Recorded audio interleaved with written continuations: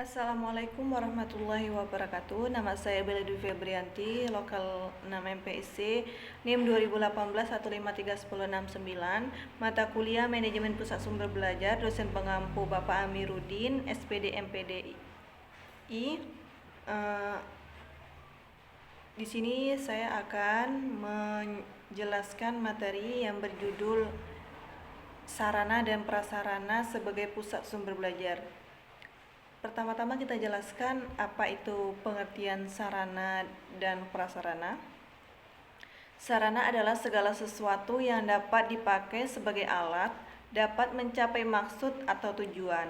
Sedangkan prasarana adalah segala sesuatu yang merupakan penunjang utama terselenggaranya suatu proses, seperti usaha, kemudian sekolah.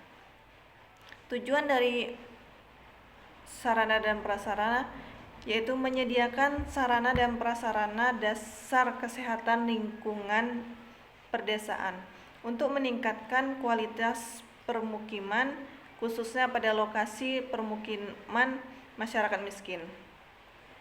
Kemudian menyediakan sarana dan prasarana dasar perdesaan dalam rangka mengembangkan dan mendaya gunakan potensi sumber daya alam yang ada di perdesaan guna meningkatkan kesejahteraan masyarakat. Yang ketiga, merehabilitas atau memfungsikan kembali sarana dan prasarana dasar perdesaan yang rusak akibat bencana alam atau lainnya. Mendorong terlaksananya menyelenggarakan pembangunan sarana dan prasarana perdesaan yang partisipatif, transparan, akuntabel, dan berkelanjutan.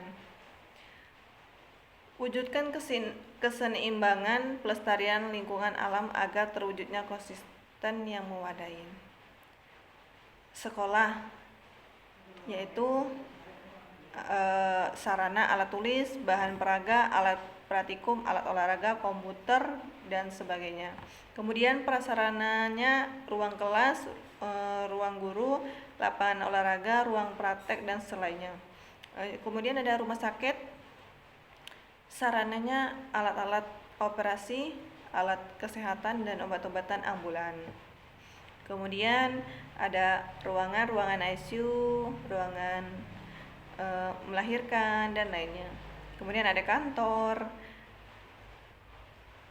Contoh dari sarana yaitu meja, kursi, lemari, komputer sekolah, penggaris, buku tulis, pulpen, kapur, dan lainnya. Contoh prasarananya gedung sekolah, lapangan, ruang kelas, labor, perpustakaan.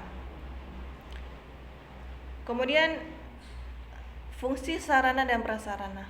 Fungsi sarana dan prasarana dapat berbeda sesuai lingkup dan penggunanya. Misalkan sarana dan prasarana pendidikan berbeda dengan transportasi,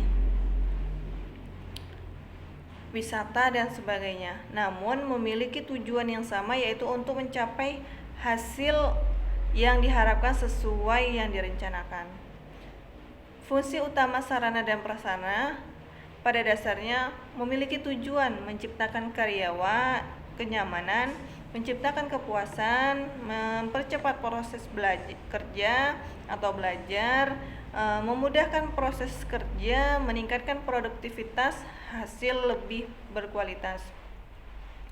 Ruang lingkup sarana dan prasarana. Berikut ini terdapat beberapa ruang lingkup sarana dan prasarana. Yang pertama ada peralatan atau perlengkapan kantor, yaitu alat atau bahan yang digunakan untuk membantu pelaksanaan pekerjaan kantor, sehingga menghasilkan suatu pekerjaan yang diharapkan selesai lebih cepat, lebih tepat, dan lebih baik.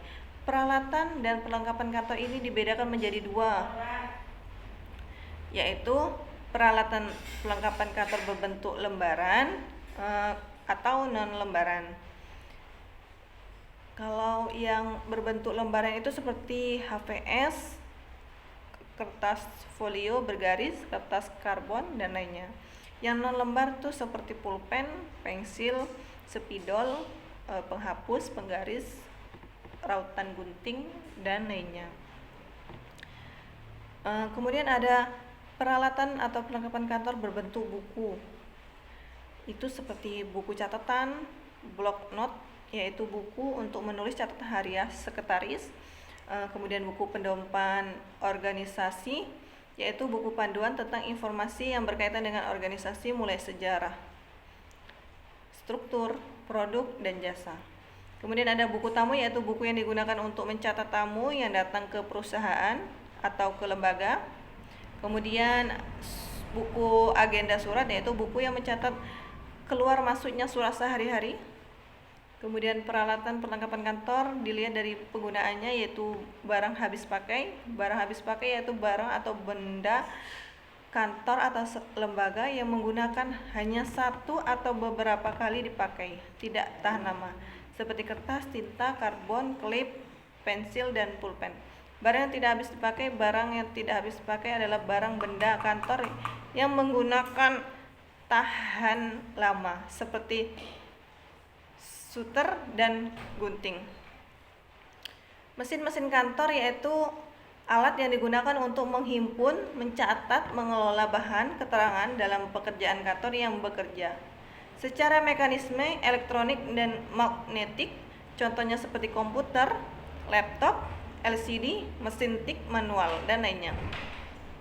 Kemudian ada mesin komunikasi kantor, yaitu sarana kantor yang digunakan untuk melakukan komunikasi baik di lingkungan organisasi sendiri maupun di luar organisasi, seperti telepon, intercom, dan lainnya. Perabot kantor, yaitu perabot kantor benda-benda kantor yang berbuat dari kayu atau besi untuk membantu pelaksanaan tugas pekerjaan kantor. Contohnya seperti meja, kursi, sofa. Interior kantor